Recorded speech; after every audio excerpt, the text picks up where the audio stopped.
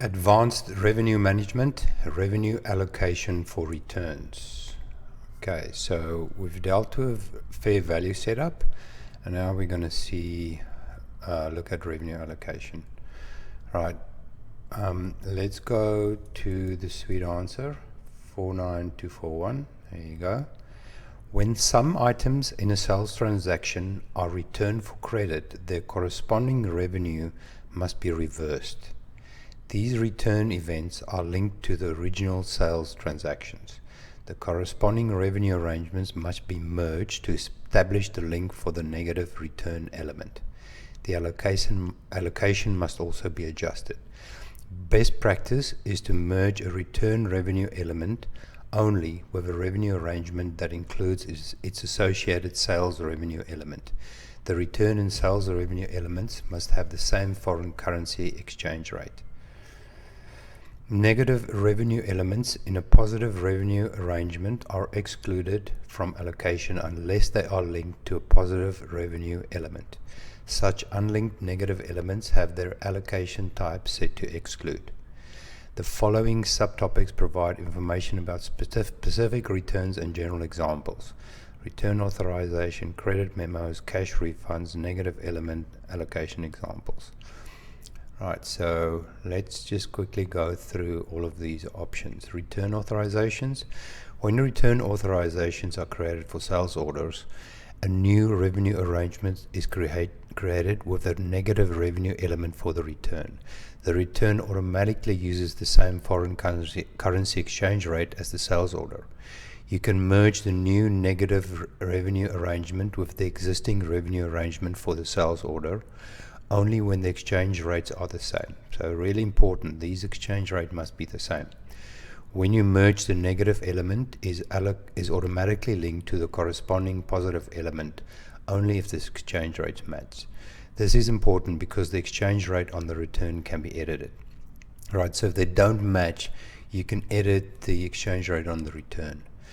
The revenue summary pop-up window provides a consolidated view of revenue elements in the arrangement that have been linked by the merge process or manually.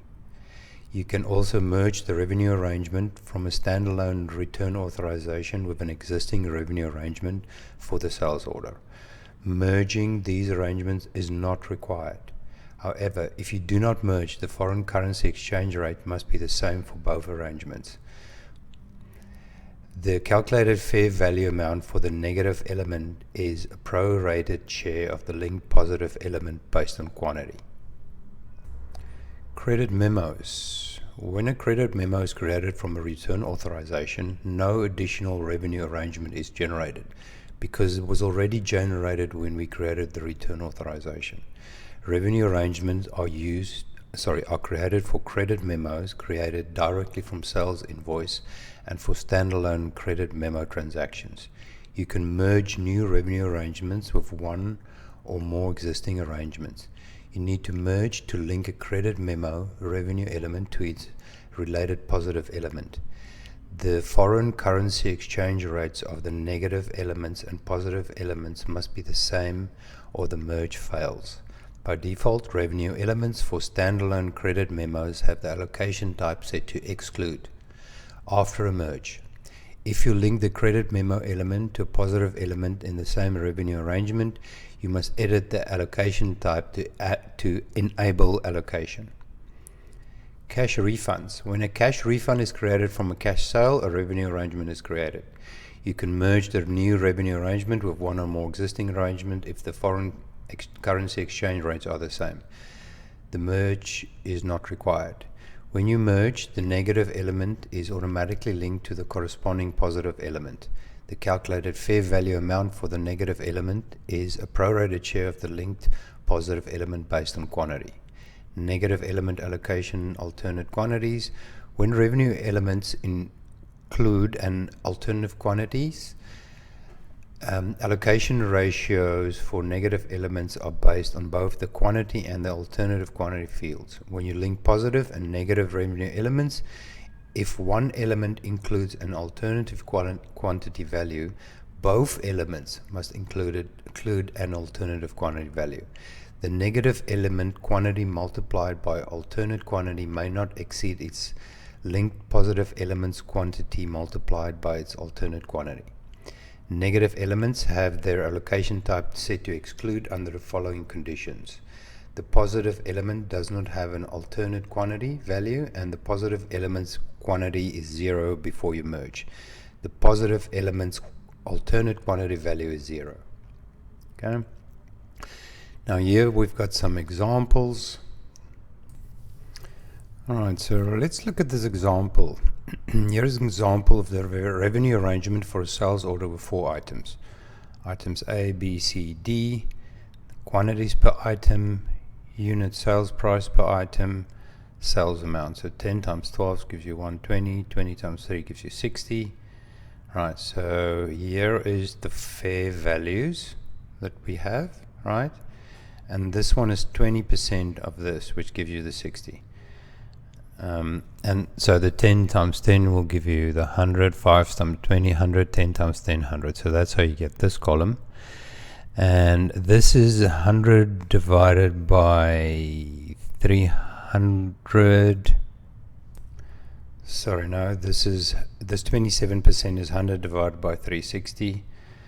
And 60 divided by 360 gives you this, right? And your allocation amount is then your 27.78 times your calculated future value, right? So you can see all those three are the same.